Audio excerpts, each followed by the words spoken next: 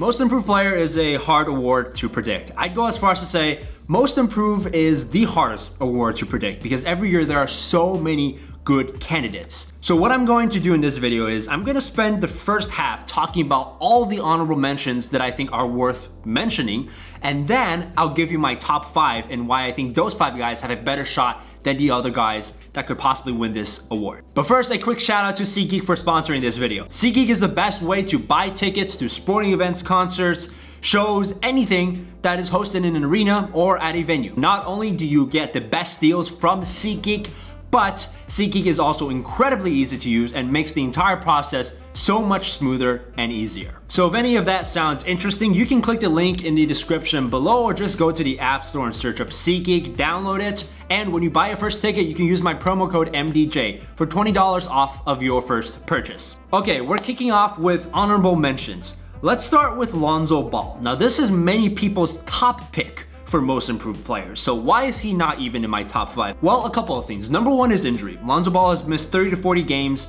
every single season for the first 2 years of his NBA career. To win most improved player, you're gonna have to play close to the full season, and I just don't trust Lonzo Ball to do that yet. Number two, I do think people are overrating Lonzo Ball's potential as a player and underrating the potential of this Pelicans team. It seems like when people talk about Lonzo Ball as a most improved player, they seem to think that he's on this rebuilding team. The Pelicans have an all-star point guard, Drew Holiday, and they just signed JJ Redick, who will be starting alongside Drew Holiday. Lonzo Ball is gonna come off the bench. Next up, we have a couple of players that I don't think can win most improved player because their stats last year were already too good. Amongst these people are Brandon Ingram, De'Aaron Fox, and Lauri Markkanen.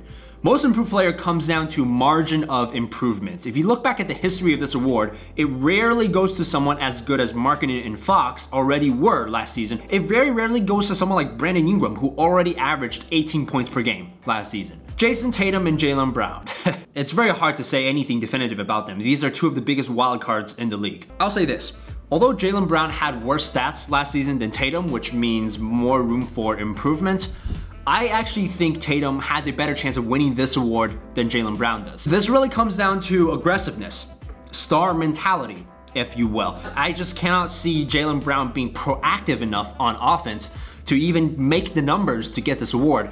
Whereas with Jason Tatum, I can and I have seen him try to be that star player and try to take too many shots. But then again, that is how you get your statistical increase. And no matter how you slice it, most improved award does often come down to just pure margin of statistical increase. So Tatum, I consider putting into my top 5. Onto another most improved player candidate, DeJounte Murray. Now this is a pretty popular candidate. Very hard to analyze because Murray didn't play at all last year, but I do admit a pretty good choice. Now I don't have him in my top 5 because he's coming off an injury. I do, however, have a different Spurs player in my top 5, which we'll get to in a minute. Caris LeVert put up about 14, 4, and 4 last season and played much better in the playoffs. If I had a top 6, LeVert would definitely be number 6. The thing is, with Kyrie Irving on the team, I'm not sure if LeVert is going to get more opportunities than he did last season. Honorable mention, Terry Rozier. Now, the only way Terry Rozier wins most improved player is if he puts up ridiculous numbers, which is possible. In Charlotte, he will average 20 shots a game, maybe even 20 points a game. Now granted, he might shoot 38% from the field or whatnot, and Charlotte will be one of the worst teams in the league. And I think voters are smart enough to recognize that this is too clear an instance of bad team, good stats, and that Rozier himself has not necessarily improved much, rather than he's just gotten more opportunities to take shots. Last honorable mention, Jonathan Isaac. Now this is an optimistic mention. Isaac does fit the bill of a young player with a lot of potential on a mid-tier team that could have a breakout year. I just don't trust Orlando to trust Isaac. You know, Jonathan Isaac played 26 minutes per game last year. I just don't see him getting more minutes to that, just with Orlando's complete logjam in the front court. Okay, now we've finally gotten into the top 5. I'm gonna start off with number 5, and that's Shai Gilgeous-Alexander. Shai averaged about 10, 3, and 3 last year, 26 minutes per game. Now in OKC, he'll get plenty more opportunities, and I expect him to improve as a player as well. Out of all the candidates, he has one of the lowest stat lines last season, which means the largest margin of improvement. The reason why he's lower on this list is because of his team. OKC is not a playoff contender, certainly in the West, they're not. But OKC is definitely better than Charlotte. If they get to 30 wins, and Shea is a big part of it, I could see him winning most improved player. Number 4 on this list, I have Malcolm Brogdon. I'm surprised that I haven't heard many people talk about Malcolm Brogdon as a candidate for most improved player. Now here's my argument. Brogdon is gonna have a really big role next season, especially with Victor Oladipo out. He's the best guard on the team with Oladipo out. He's the best pick and roll ball handler, and as such, he's going to run a lot of the offense. For instance, he averaged about 3 assists per game last year. That number can and should, I think, jump to maybe even about 7 assists per game, and that's a big increase. He'll go from 28 minutes per game to maybe even 33, 34, 35 towards the beginning of the season, depending on how well conditioned he is. The Pacers are also a legitimate playoff team with a shot at being top 4 in the East, so that's also a plus.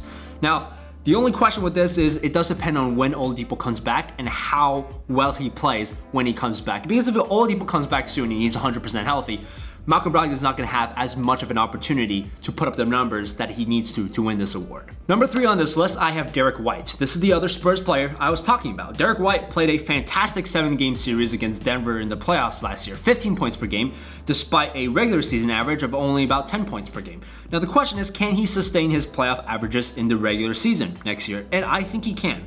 I think he'll get a bigger role based on how well he played in the playoffs. And if that happens, and the Spurs make the playoffs in this Western Conference, Derek White is a prime candidate for most improved player.